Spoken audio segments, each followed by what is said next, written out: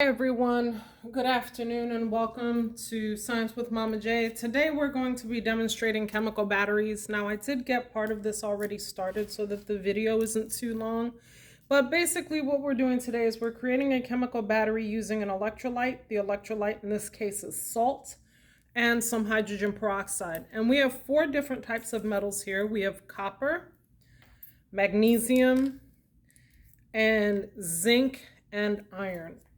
So what we're going to do the three parts relatively quickly, but we're going to start with copper and magnesium.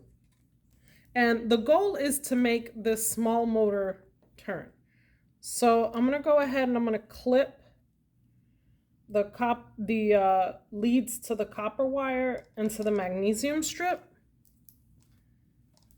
And then go ahead and connect it to my little motor here. And I've got a small fan that I made out of tape.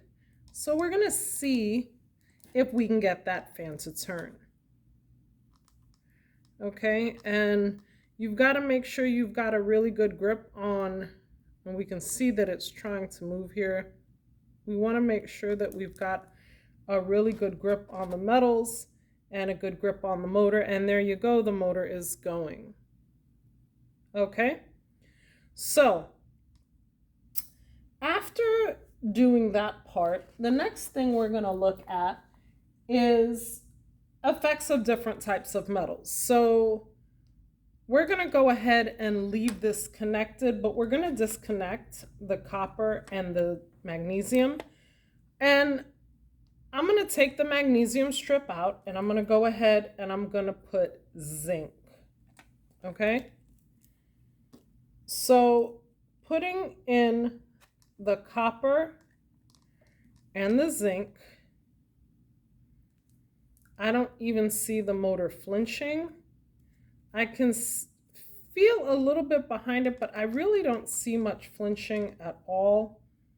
Even when I play with the lead, I'm not getting anything.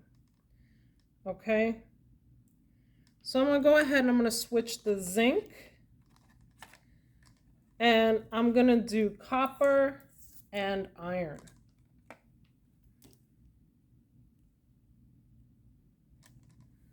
Okay. I don't feel too much here either.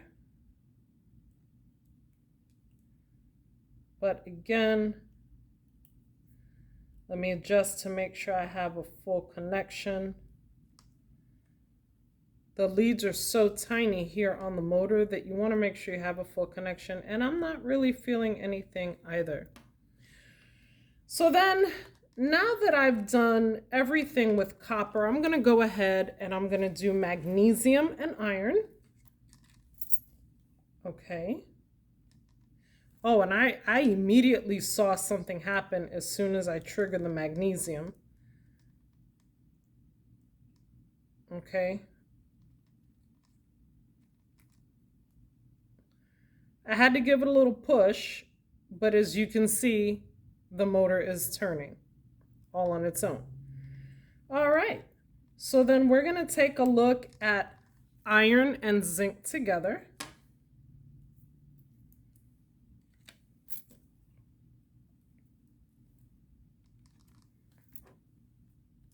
And I've got nothing.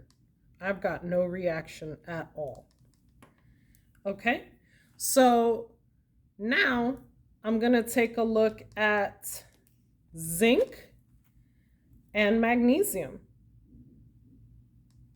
Okay.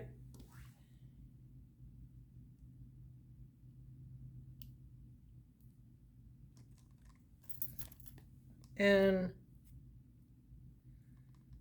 I don't really see much happening with zinc and magnesium here.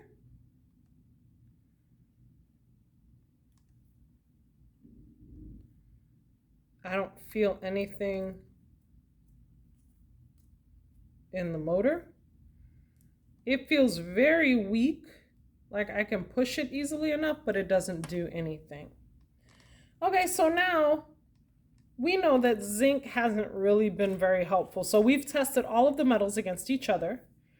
Copper seems to work really well, so I'm going to go ahead and I'm going to move them a little bit closer together. Okay? And as I move them closer together, I want to see what happens to the speed of the motor.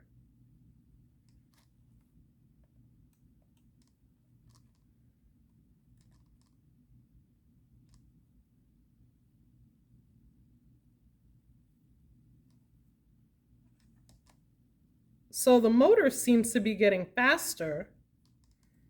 We'll go ahead and put it out here. So you see that slower, a little bit faster, a little bit faster, even faster. And the last thing I'm going to do, and I'm only going to really use these two metals, is I'm going to keep them close together, but I'm going to switch the leads. Okay? And now what we see is that the direction of the motor has shifted. So hopefully that was helpful. If you have any questions, please feel free to drop me a comment. And I look forward to seeing you next time. Thanks for joining me. Bye.